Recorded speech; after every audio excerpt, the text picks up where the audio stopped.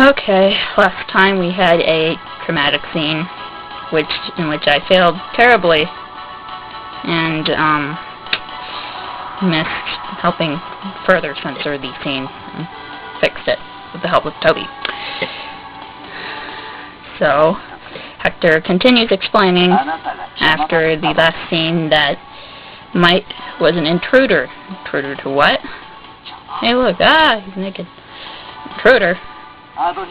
You were always by Adonis' side. What an eyesore.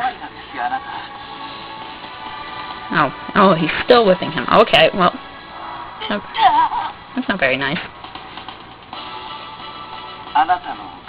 And apparently Hector says, thanks to you, I was never able to get close to him. Okay. And notice now Hector's face is a little bit crazy.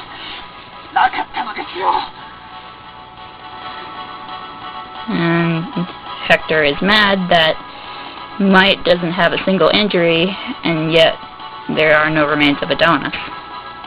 Nothing at all.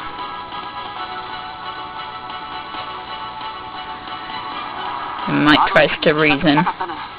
If you wanted to get near Adonis, it was okay. I wouldn't have minded. You're the one who never did anything, so don't take your anger out on me. Crying out loud.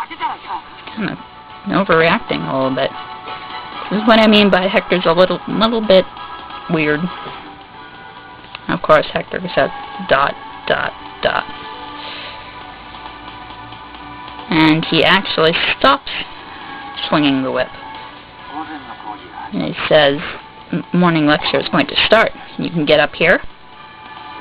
When he said that, Hector removed the hand and leg restraints. And then turns around and says, please put on your clothes properly. If other people see the whip marks, it'll be an awkward situation. Yeah, probably. So Hector leaves the prison, mocks him aside, and leaves. And he's like, well, he said to get up. And he tries, but it was very painful, of course, after just being whipped. So he kind of just lays there on the ground. Wonders if Adonis is safe. There was an ominous thought that he might be killed passed through his head. Yeah, that might. Yeah, I swear. But feelings like that drove him to a stand, but even without the restraints, he was unable to do anything. It couldn't even be true that after his whole life here, he would leave. Bit by bit, despair shrouded Mike's heart. It was like the darkness of a cold prison. Ironic, you're in a prison. And it changed to nighttime. Now we are at midnight in the cell. And he's got his clothes back on. Thank you. Says, oh, well, it's night already. Kind of looks outside. The darkness is pretty thick, so it's rather hard to see anything. He's feeling pretty down about what all has happened. Still had some pain. But he noticed there was suddenly some movement on the opposite side of the prison bars. He wonders if it's Hector. However, it's not Hector, but it's our friend from earlier. Lovely. Mr. Creepy Hand. He asks him, shall I take you out of here? He's whispering to him. Of course, Might ask pretty much the same thing Adonis says. What kind of person are you? Person with a pretty messed up hand, that's what. Strange man replies, the person who came to help you. Doesn't that call your spirit? It's like, yeah, sure.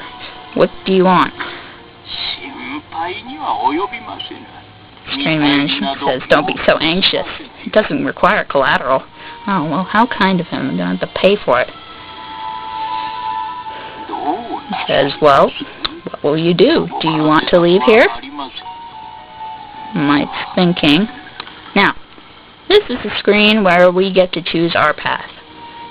Now, since we are going to be first mapping out the Lorence route, or sequence, I should say, we're going to be leaving the second option completely alone because that leads to a rather different storyline. despite the fact that this is not that important of a scene. So, we could either get his help to leave here, or we could refuse his dubious proposition. And we're going to choose to allow him to help, which might be bad considering that last time we were given a book that summoned the devil, or a shadow, or whatever it was. But we're going to go give it a chance. So, in order to continue on Lawrence's path, pick the first option. Masks. Okay, well, can you really get me out? And this suspicious shadow gives him a weak smile, and makes him kind of worried. Says, by all means, come out. The prison bars swing open without anybody touching anything.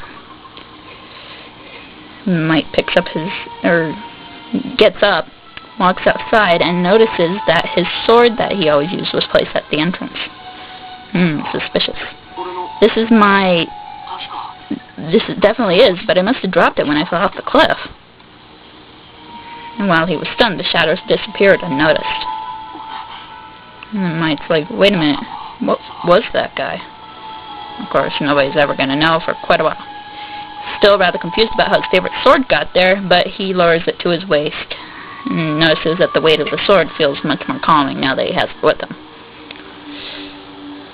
So he hurriedly leaves the prison and rushes down the corridor at a fast pace, getting out as quickly as he can. On the way, he heard someone else coming. And quickly he goes and turns and panics, dives for cover. Apparently it was just somebody went by, didn't seem to notice. He just continues on, apparently maybe a student that was devoted to his research late at night. Mike was relieved to use his life to quickly leave the training school behind.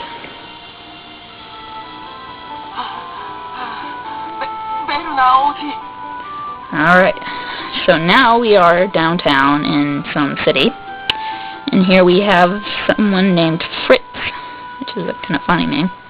Sounds like Fritz Crackers. I call him Fritz Crackers. I should call him that, Fritz Crackers. Anyways, apparently he's talking to someone named Prince Wern, except I'm sure it's definitely pronounced some other wacky way, but I'm going to call him Wern because that's what I see. And I'm English. I'm a pretty young boy. Turn it here so you can see him a little bit better, because I'm sure Fritz is not that interesting. Or should I say, Fritz Crackers. Wern turns to him and says, be persistent, keep up the pace.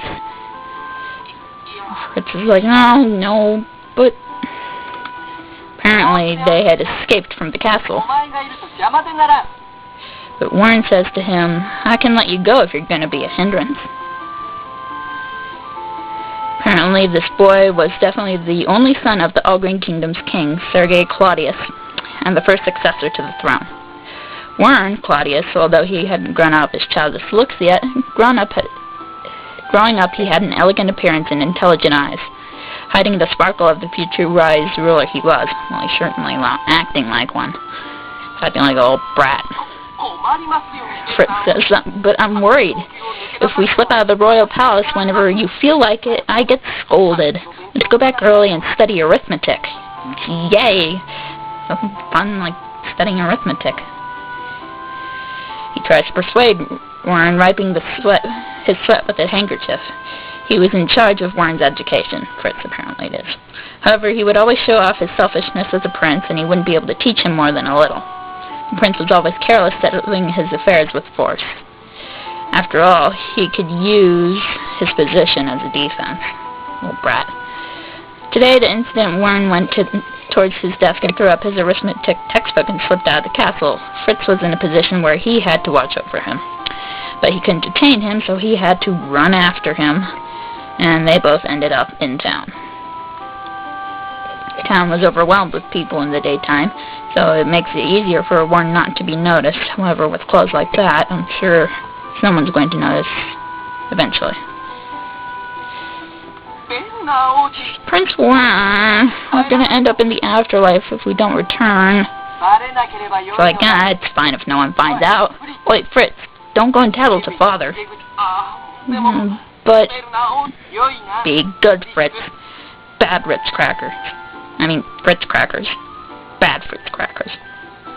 With an intense look, he glared at Fritz. I keep trying to call him Ritz now. It's not good. Of course, Fritz doesn't have much of a choice. Alright, now we're out of time. We'll continue in a bit.